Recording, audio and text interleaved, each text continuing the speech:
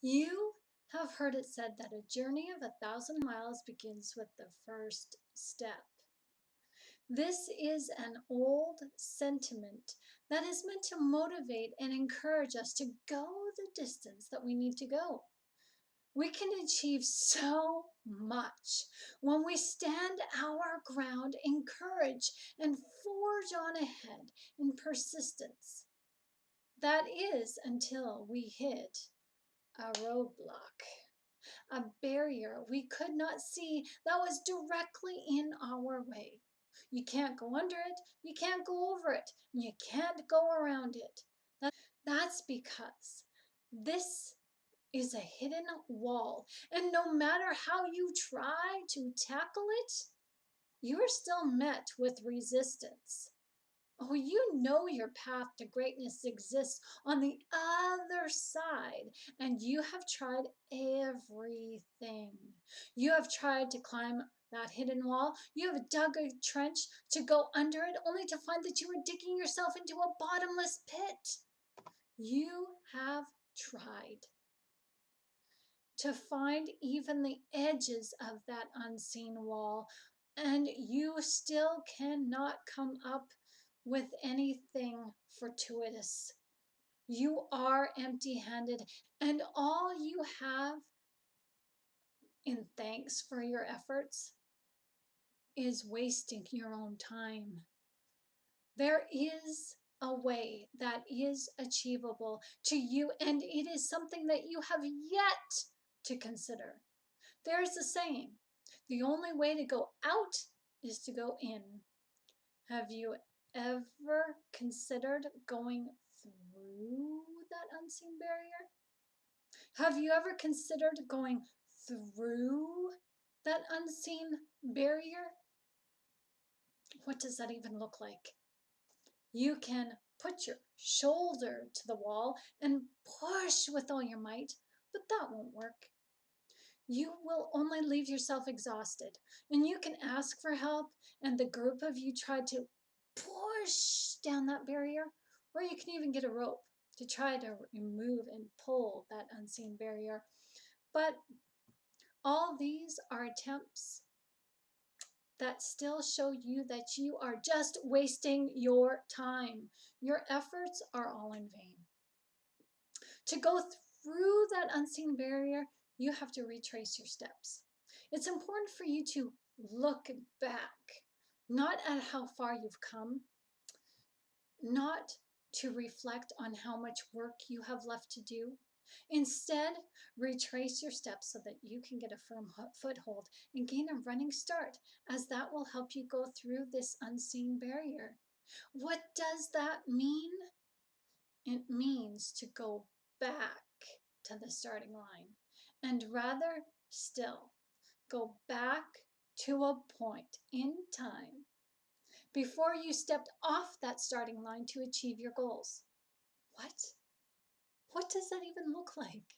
Well, hello, my name is Shannon Gilmour, and I am your crisis life coach. I'm an author and I'm a mentor, helping you to push past those barriers in life by helping you see your potential and worth through the eyes of the divine. I share with you my practical applications in life, as I am also challenged with my own barriers in life. I share with you so that you don't have to take the long way around as you are faced with your own challenges and obstacles. I share my life with you to help all of us better relate to one another, as God shares with us that the struggles that we endure are to help encourage others in their own struggles. This video and all the videos I make, the articles and books I write, I share with you to help encourage you that if I can do this and find success within myself, well, so can you. You are not alone, as we are all in this together. So let's go. Retracing your steps is difficult, as this allows you to look at your decision-making processes that have carried you thus far. As much as the journey of 1,000 miles begins with the first step, what this old age adage does not tell you is that before you take that step, You must first plan out your direction. Even with meticulous planning, things do go wrong. Unseen challenges do happen, and sometimes they're at no fault of our own. And it takes some looking around to figure out what the problem is. The best way to getting past those barriers is through retracing your steps thus far. This is hard to do because hindsight isn't always 20/20 vision. Looking back in hindsight to reflect is a form of retracing your steps in life, and it has wonderful outcomes only if you are willing to get honest with yourself and look deeply, I mean deeply, into your decisions and choices you made so that you can take responsibility for them. I'd like to share with you a personal example of just exactly what I mean. As you know, I have been doing some inner work myself lately. Even this past week, I've been working on jealousy. Now, I'm not jealous, but I seem to meet people who are. You know, those would-be boyfriends and potential boyfriends who are controlling, overbearing, and lack trust and respect. I'm sure you probably have met a few male or female potential partners, and one too many perhaps. For me, this has been a running theme. And as I began to address what jealousy is over this past week, as I talk about in this video and other videos, I also realized that jealousy is a repeated pattern I find myself in for a reason. I cannot and could not forge ahead in my efforts to find the answers. I had a roadblock. I knew that there was something specific that I could not see, and I really want to stop repeating this pattern of abuse on myself by allowing jealous people into my life, even though I care about people so much. I need to start thinking about me. And I need to stop allowing these types of people to assume jurisdiction over me. It's a battle they can no longer win, as I'm no longer giving myself over to just anyone anymore. God has jurisdiction over me, and only He gets to say if I need to change my ways or not. Same with you. However, the loving person that I am doesn't necessarily give the jealous people the benefit of the doubt, but I try to help them see life through my perspective. Even though I know that a jealous person is an angry person and their jealousy is their form of truth that becomes a conviction is a belief that cannot and will not change. And even though I know this, the loving person that I am still tries to convince them that I am innocent of what they are trying to convict me of. And if you know anything about jealousy, you know that the jealous person believes the assumption their ego tells them, and this conviction cannot be altered even if there is proof. The cognitive dissonance is solidified. I know this. So why was I trying to attempt to get someone who was showing me their jealous side? Why was I trying to show them my kind, benevolent side? And why was I trying to get them to see my perspective of reason? I had to retrace my steps. Knowing that meeting narcissists has been a running theme in my life, knowing that even though I have met different types of narcissists, I've come to realize that they all shared a common trait that was familiar to me: jealousy. I couldn't see this until I retraced my steps, of course. And I retraced my steps all the way back to my childhood, because this is where my trauma within narcissism comes from. And see, for me, I had already dealt with the jealousy of my birth mother and other people in my life, so I couldn't figure out this roadblock, why I was consistently still bringing jealous people into my life. What's the missing link? God help! The missing link came from someone who I haven't given much thought to because he has never been a focal point in my life. This is retracing my steps back to my childhood.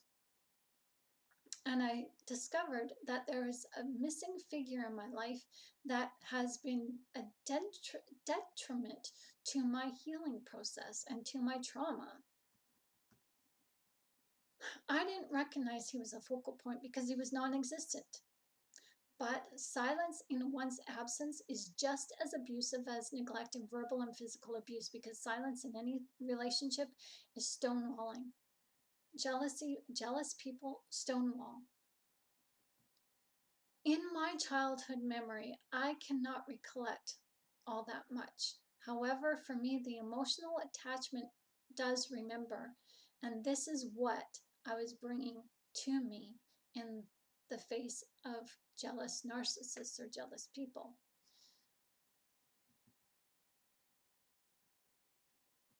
My childhood memory cannot recollect much. However, the emotional attachment does still remember. And so I was remembering this emotional attachment, not clinging onto any memory to help me. So yesterday, when I recalled a memory of a story I was told, this was absolutely helpful to me. And the story I have shared with you before, but not in great detail. And I never really thought of it much because it's not something that I can physically remember, but I did physically experience it. The emotional tie is not vacant to me as I assumed, as retracing my steps and placing myself in the scenario objectively allowed me to gain clarity. This story goes something like this. My mother and my dad were arguing one day. He is or was a jealous man, as he was a violent man. He was verbally and physically abusive to my mother. Now, the story I was told was that during this argument, my mother blurted out that the child she was carrying, me, was not his. Oh, oh. Oh dear. That sent my dad on an emotional tirade, and he was ready for blood, literally. My mother found safety behind a locked bedroom door and hid from him. But he tried to knock the door down and he couldn't, so he left to go get his gun. My mother escaped through the bedroom window and going to a neighbor for help. So, it is obvious that I have no memory of this, but I do. I have emotional memory, as this is common knowledge now that the baby inside the mother's womb responds to the outside environment. Now, knowing this and also knowing about what we know about the human heart, and this is that the human heart is cut off from ego, and it has thinking neurons, just like in the brain. It also sends out a magnetic pulse that enters the bloodstream and the environment outside of our body. So what am I trying to say in all of this? I can only personally conclude that I absorbed my mother and my mother's fear and the negative energy of my father as my own.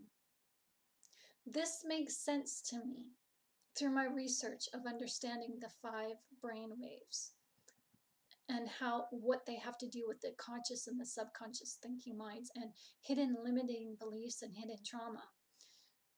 So to me, this makes sense why I have tried my best to negotiate with the jealous person, and my negotiating only made things worse. Now, understanding this also lets me know why I stand up to violence and jealousy. And when a violent, jealous person accuses me, I don't run. I stand my ground because guess what? In the womb, I had to stand my ground. I couldn't run. Now, the memory of hearing my parents argue is, well, rooted deeply within me as an emotional attachment. And through this story, I can now see why I draw men to me who are jealous, as it is an inherent need to prove to my dad through these men that I am worthy of my dad's love, or any love for that matter.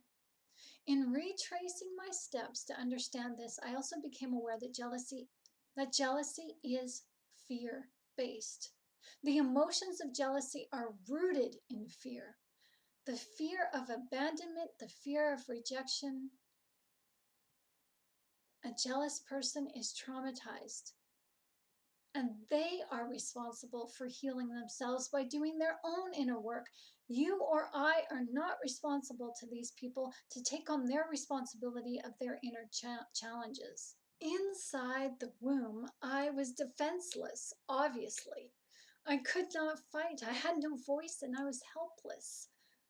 And when a jealous person accuses one of wrongs that have not been committed, what happens?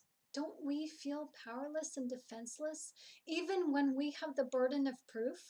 The proof we have just adds to the burden of the jealous person coming up with more illogical ways to back up their false claims. It's a battle one cannot win, so don't even try. What this inner work shared with me is that my dad, in his jealousy, rejected me. In his rejection of me, he abandoned me. He discarded me as he did not value me. When he was told that I was not his child, then his jealousy kicked in to keep him from taking responsibility for me to find out clinically if I was his child or not. He could have taken a DNA test, as that would have proved either way. But jealousy says, why bother?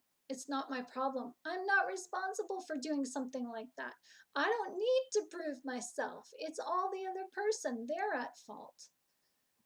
My dad's jealousy showed me that in his anger, he sinned. God says, do not sin in your anger, and jealous people always sin in their anger because they falsely accuse. This is a form of slander. God does not want us to slander anyone, falsely accuse them of doing things. And God says, when you do accuse somebody, you need proof and you need to have witnesses. With the jealous person, the only witness is the mind, the ego, the assumptions of taking wrongdoings from another person, from another relationship, and putting it onto the current relationship and using that as the license and the proof to believe that the current person is doing something wrong. Now, my dad, he sinned greatly, as all jealous people do. They turn to anger and they become sinful in their anger by slandering and falsely accusing. But what is also so great about my dad and his sin is that he had the intent to use a firearm against my mother to kill her. Not only that, because his jealousy was directed at my mom, he effectively forgot that I existed.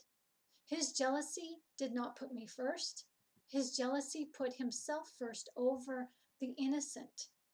His jealousy convinced him that I did not exist, but in killing my mother, he would have killed me. His intent actually killed both of us, and jealousy in its intent destroys. Jealousy intends to always destroy. A person who is jealous is always jealous. It's just on the back burner waiting to come out. A jealous person does not trust. A jealous person does not respect. A jealous person cannot let you be you and let themselves be themselves. They are in competition. They are in the fight and flight mode, as I discuss in other videos. And jealousy, it does destroy. It kills, as it is murderous. Because jealousy kills you from achieving love in that relationship. It kills the relationship. It destroys it. It stonewalls it. It severs all ties with you, so you cannot have any sense of hope in rectifying or rekindling that which jealousy seeks to destroy. Because with jealousy, there's judgment. And with judgment, in jealousy, there's condemnation. And you are condemned before you're even proven innocent. Now, murders in scripture were of the enemy and were told to be cut off from society, and people were to have nothing to do with them.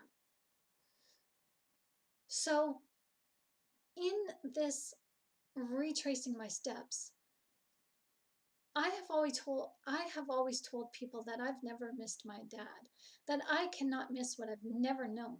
So upon further reflection has me gifted with the hidden knowledge about my spirituality. I came into this world, as we all do, through parents, yes. And sometimes we come into this world for our parents, as it has been made aware to me that being a parent myself, that my children are a gift to me from God, as they are a gift to the world. But sometimes, in my situation and maybe yours, when you have a traumatic childhood from your parental home, sometimes we need to understand that we enter into this world through our parents, but we are not born to live our lives through them and for them. And this is what I effectively have been doing by laying claim to my trauma and giving into it. This is what we do. It's natural. I have discovered that I have been allowing jealous people into my life to entertain them in attempts to gain entry back into my dad's life spiritually, to gain his acceptance of me so I can rid the rift and the severing of ties between him and I that his jealousy caused. The only way to freedom is to go into the darkness, into your heart, where the pain resides. The pain for me was feeling helpless, fear, as I was faced with rejection, abandonment, dismissal, devalue. The pain for me was feelings of helplessness, fear, as I was faced with rejection, abandonment, dismissal, devalue. And all hurting people, no matter if they're narcissistic, toxic, jealous, abusive, whatever the toxicity may be, the bad behavior may be, it doesn't matter. Humanity is rooted in hidden trauma. Humanity is rooted in childhood trauma. It's just a fact. Doesn't make us any better or any worse than our neighbor.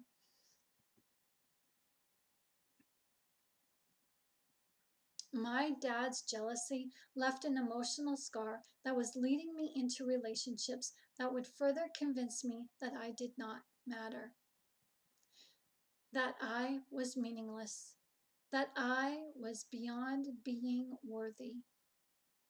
I believed, I never said this to myself, but my emotional inner turmoil was leading me to believe that I was the mistake and not meant to be here on this earth. I struggled for years to find my value and find my purpose in life. I believed I was not wanted and therefore not worthy of love. This is the lie the enemy has taught me. And now, no longer do I think or believe this. Retracing my steps to see the things I needed to see has given me the momentum to push past that unseen barrier. And it turns out that barrier is no longer in front of me, as it was always behind me in the first place. It's always behind you. However, when something is ignored, it always shows up in front of us to get our attention. Life doesn't hold roadblocks. It's our past events that keep us emotionally bound in place, that prevent us from achieving our greatness in God's name, in His glory, for His glory. So moving forward, I am thankful for the experience of meeting and loving the narcissists. From the ones of my past to the latest one who helped me to open my eyes to see his jealousy and all jealousy for what it is.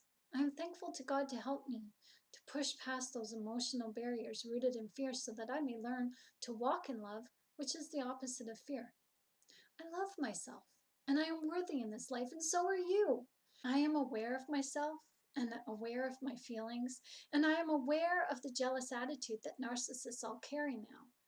No, no, no, no, no, no, no more ignoring those telltale red flags of narcissism for me.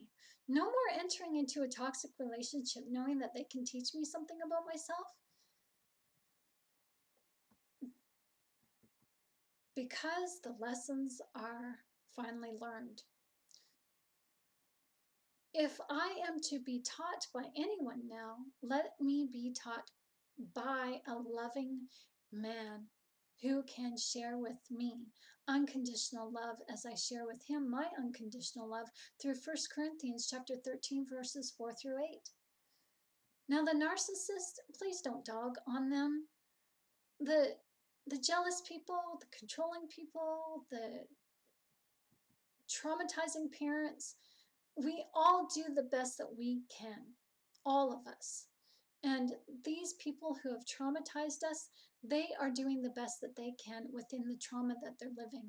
They are living in unhealed trauma. Doesn't make it right, but it allows us to sympathize and empathize with them, because many of us are still growing in our trauma and learning to unpack it and get rid of it. And we can understand them, but we do not take on their responsibility of the ownership of their own rights and wrongs that they commit in their lives. What God uses the narcissist for is to help us to tap into that unconditional love center within us. As we place all that we are into the relationship with the narcissist and love them unconditionally, don't we? It is they who try to dismantle that love inside of us and try to convince us that our loving them our way is wrong. No, they just don't know. They don't recognize, because they've never had unconditional love. So they shun unconditional love. They want love based on condition, based on what they want and desire. Loving unconditionally is not wrong. We just have to learn and had to learn to love ourselves in that way, conditionally, in conditions, before unconditional love could become effective and sweet with anyone else. So I'm very hopeful that this video gives you a lot of hope, as I am encouraged that by sharing with you my story, you will find the courage to look within yourself, to look into those trauma areas and uproot that taproot that is causing you to fear. Fear is of the enemy, and unfortunately, for some of us, our enemy has been one or both parents or another family member, including siblings. This is what we need to overcome so that we can move forward. Resist the enemy and he will flee. This is what God says in Scripture, right? We don't resist in the way of fighting the enemy. And I have been guilty for that, as I fought the narcissist, or fought the jealousy in the narcissist, by trying to convince them that I was not the person that they believed me to be. Instead, we are to resist the enemy by not allowing their false beliefs of us to take hold in us and form a conviction or a convicting belief of fear that we use against our unconditional love for ourselves and other people. This is what holds us back from achieving great things in God's name, as it is what keeps us from a really, really, really good, loving relationship with God, with other people, and ourselves. So in closing, I would like to say this. I'd like to give a shout out to someone who has helped me discover myself. He asked me a question a few months ago, and that question was why I came to the big city. What was I here to find? Well, my answer, dear one, I came here to find you, Mr. Brown, so that you could help me find myself. Thank you so much. I owe you a lot of credit and a debt of gratitude, and I will be forever grateful. Thank you so much. Your friend, Shannon. Thanks for watching. Be blessed. I love you all. Bye-bye.